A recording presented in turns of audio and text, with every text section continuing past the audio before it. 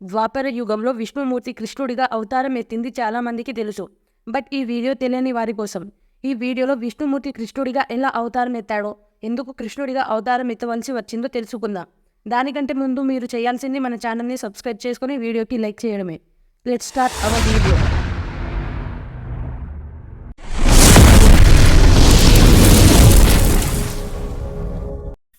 పరీక్షిత్ మహారాజు శుకమహర్షికి నమస్కరించి ఇలా అడిగాడు. వ్యాసనందన, ఇంతవరకు మీరు సూర్య చంద్ర వంశాల చరిత్రలు వినిపించారు. పురుషోత్తముడైన నారాయణుడు యదువంశంలో పుట్టి నడిపించిన విశేషాలు నాకు వినిపించండి. ఆయన అనుగ్రహం వల్లే నేను రక్షణ పొంది ఈ జీవితం సాగించగలిగాను. అటువంటి జగద్రక్షకుని కథ మీ నోట వింటుంటే అన్నపానాల మీదికి దృష్టి పోవడం లేదు. మీ వాక్కు పరమ గంభీర మధురం. నా జన్మ చరితార్థం కావడానికి ఇంతకంటే ఏం కావాలి అని అర్థించాడు. చిరునవ్వు జల్లుల మోహంతో శుకయోగీంద్రుడు, రాజా, శ్రీ మహావిష్ణువును స్మరించడం, ఆయన కథలు వినడం, ఆయన ఎన్ని మనసు లగ్నం చేయడం కంటే మానవ జన్మకు మరొక అవసరం లేదు. అటువంటి నారాయణుడు కృష్ణావతారం ధరించి నడిపించిన లీలలు వినిపిస్తాను. జాగ్రత్తగా విను అని చెప్పాడు. మధురా నగరం రాజధానిగా సురసేనుడనే యదువంశీయుడు సర్వప్రజారంజకంగా పరిపాలన సాగిస్తున్నాడు. ఆయనకు వసుదేవుడనే కుమారుడు ఉన్నాడు. ఈ వసుదేవుడు ఉగ్రసేన మహారాజు కూతురు దేవకి దేవిని వివాహం చేసుకుని వస్తున్నాడు. చెల్లెలిని, బావగారిని వారి పట్టణంలో విడిచి రావడానికి ఉగ్రసేన కుమారుడైన కంసుడు రథం నడుపుతున్నాడు. అంటే కంసుడు వారి చెల్లెలిని అత్తారింటికి సాగనంపుతున్నాడు. రథం మధురా నగరం వైపు వస్తున్నది. వచ్చే దారిలో ఆశ్చర్యవాణి, ఓ కంస, సంతోషంతో నీ సోదరిని అత్తారింటికి పంపుతున్నావు. ఆమె 8వ కుమారుడు నీ ప్రాణాలు తీస్తారు అని చెప్పింది. ఆ మాటలు విన్న వెంటనే కంసుడు రథం ఆపి చెల్లెలి జుట్టు పట్టి కిందికి దింపి కత్తిపైకెత్తాడు. అది చూసిన వసుదేవుడు కర్ణిటితో, బావా, సాక్షాత్తు నీ చెల్లెలు ఈ దేవకి. అటువంటి చెల్లెలి మీద ప్రేమతో ఆమెకు నగలు, నాణ్యాలు, వస్త్రాలు ఇవ్వాలి కానీ ఏదో గాలి కబురు విని ఆమె మీద కత్తి ఎత్తడం న్యాయమా? కావాలంటే ఈమె కడుపున పుట్టిన పిల్లలందరినీ ఎప్పటికప్పుడు నీకప్పగిస్తాను అని చెప్పాడు. వసుదేవుడి మాటలను అంగీకరించి కంసుడు వారిని విడిచి వెళ్ళాడు. చెప్పిన మాట ప్రకారం వసుదేవుడు తన భార్య దేవకి ప్రసవించిన మగబిడ్డను తీసుకెళ్లి కంసుడికి అప్పగించారు.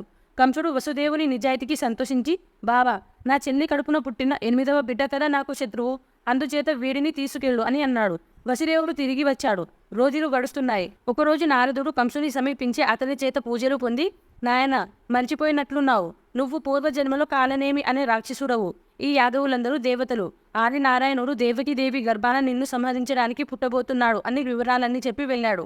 అంతలో కంసుడు కోపంతో కత్తి పట్టుకెళ్లి దేవకి బిడ్డలందరినీ నరికి పారేశారు. దేవకి వసుదేవులను కారాగారంలో పెట్టించాడు.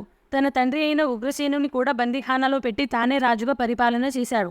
అప్పటికి దేవకి దేవి 7వసారి గర్భం ధరించగా శ్రీమన్నారాయణుడు యోగమాయను పంపి ఆ గర్భంలోని బాలుని నందవ్రజంలో రహస్యంగా కాలం గడుపుతున్న వసుదేవుని మరొక భార్య రోహిణి గర్భంలో పంపాడు. ఆమె ప్రసవించిన బాలుడే బలరాముడు. ఇక్కడి వారందరూ దేవకి దేవికి గర్భం పోయిందని అనుకున్నారు. దాంతో కంసుడు ఆనందానికి హద్దు లేకుండా పోయింది. కొంతకాలానికి దేవకి 8వసారి గర్భవతి అయ్యింది. ఆమెకు నెలలు నిండుతున్నాయి. కంసుడి గుండెలో మృత్యు భీమిసుడి తిరుగుతుంది. ద్వేషంతో ఉన్న కంసుడికి ఏ పని చేస్తున్న శ్రీమన్నారాయణుడే అంతటా కనిపిస్తున్నాడు. హృదయానికి శాంతి లేదు. కంసుడి మనస్సు అసలు ప్రశాంతంగా లేకుండా పోయింది. ఏ క్షణంలో ఎటు నుంచి ఏ రూపంలో ఆ లక్ష్మీనాథుడు తనను సంహరిస్తాడో అనే భయమే వేధిస్తుంది. దేవకికి నెలలు నిండుతున్న వేళ బ్రహ్మాది దేవతలందరూ ఆ కారాగారంలో ప్రత్యక్షమై గర్భస్థుడై ఉన్న మహావిష్ణువును పరిపరి విధాల ప్రార్థించి దేవకిని పలకరించి వెళ్లారు. నెలలు నిండాయి. భాద్రపద శుక్ల అష్టమి తిథి నాడు రోహిణి నక్షత్రంలో అర్ధరాత్రి ఆ పరమేశ్వరుడు గర్భం నుండి బయటికి వచ్చాడు. ఆ సమయంలో పాడిరి గంధర్వులు, వర్షించిరి పూలవాన అమరగణాలు, ఆడిరి రంభాది అప్సరసలు, ఆనంద నాట్యం చేశారు సిద్ధులు, హాయిగా విహరించారు చారణులు, పరమ సంతోషం పొందారు సజ్జనులు, సంకట హృదయులయ్యారు రాక్షస ప్రకృతులు. తన కడుపు పంటను చూసి సంతోషంతో దేవకి దేవి, విలయకాలమందు విశ్వంబు, నీ పెద్ద కడుపులో దాచు కడిమి మేటి నటుడవీవు, నేడు నా గర్భజూడవౌట పరమ పురుష వేడబంబు గాదే అని స్తుతించింది. అంతలో వసుదేవుడు దైవ ప్రేరణతో ఆ బిడ్డను పొత్తిళ్లలో పెట్టుకుని పడుకొని ఉన్న కాపలదారులకు తెలియకుండా హడావిడిగా వెళ్లి పాయలుగా చీలిన యమునా నదిలో నడిచి నందుని ఇంటికి పోయి అప్పుడే ప్రసవించిన యశోద పక్కలోని యోగమాయ శిశువును తన చేతిలోకి తీసుకుని తన బిడ్డను ఆమె పక్క నుంచి గుట్టు చెప్పుడు కాకుండా ఆ పాపతో కారాగారానికి వచ్చాడు. దేవకి వసుదేవులు కృతాయుగంలో స్వయంభూవ మనువు కాలాన వృష్ణి శుతపుడనే పేర్లతో దంపతులై శ్రీ మహావిష్ణువుకు జనని జనకులయ్యారు. అనంతరం అదితి కశ్యప నామంతో వీరే వామనునికి జనని జనకులయ్యారు. 3వ మారు వారి గర్భాన శ్రీమన్నారాయణుడు కృష్ణుడై ఆవిర్భవించాడు. వసుదేవుడు ఆ పసిపాపను కారాగారంలో దేవకి పక్కన పడుకోబెట్టాడు. పాప కెవ్వు కెవ్వున ఏడ్చింది. పసిబిడ్డ ఏడుపు విని కావలి వారు పరుగు పరుగున కంసునికి వార్త అందించారు. ఆ వార్త విన్న కంసుడు కత్తి పట్టుకొని చెరచెర కారాగారానికి వచ్చి దేవికి చేతుల నుండి ఆ పాపను లాగి నరకడానికి కత్తిపైకెత్తగా దేవకీదేవి ఏడుస్తూ అన్న పాదాల మీద పడి, నీ మేనల్లుడు కదా నీకు ప్రాణాపాయం తెచ్చేది, ఇది ఆడబిడ్డ, దీన్నెందుకు చెంపుతావు అని బిడ్డను అందుకోవడానికి ప్రయత్నిస్తుండగానే కంసుడు ఆ పాపను పైకి ఎగిరేసి కత్తి పెట్టాడు. గాలిలో ఎగిరిన పాప అక్కడే 8 చేతులతో శంఖ, చక్ర, గద, శూలాలతో నవ్వుతూ, కంస, పరమ క్రూరుడవై తోడపుట్టిన చెన్నెలి బిడ్డలందరినీ నరికావు. అది చాలక ఆడ శిశువును నన్ను కూడా నరుకుదామనుకున్నావు. కానీ నిన్ను చంపేవాడు నాతోనే పుట్టాడు.